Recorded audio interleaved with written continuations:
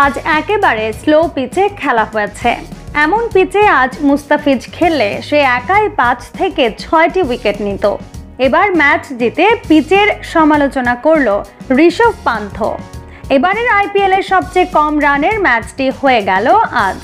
গুজরাট বনাম দিল্লির ম্যাচে গুজরাট অল আউট হয়েছে মাত্র 89 রানেই। দিল্লির বোলার মুকেশ কুমার ও ঈশান্ত শর্মা দুজনে নেন 5টি উইকেট। জবাবে খুব সহজেই ম্যাচ জিতে যাওয়ার কথা থাকলেও দিল্লির কঠিন পরীক্ষা নিয়েছে গুজরাটের বোলাররা। ম্যাচ জিততে তাদের পড়ে যায় 4টি উইকেট। ম্যাচ শেষে দিল্লির ক্যাপ্টেন ঋষভ পান্থ বলেন, আজকের পিচ একেবারে স্লো ছিল।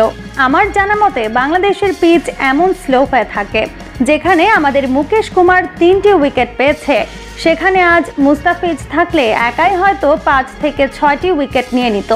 কারণ স্লো পিচগুলোতে মুস্তাফিজ অনেক মারাত্মক বোলার, তার বল বোঝাই যায় না এরকম পিচে। মুস্তাফিজের মতো একজন বোলার আমাদের দলে থাকলে পরবর্তী স্লো পিচের ম্যাচগুলোতে আমরা সহজেই জিততে পারতাম।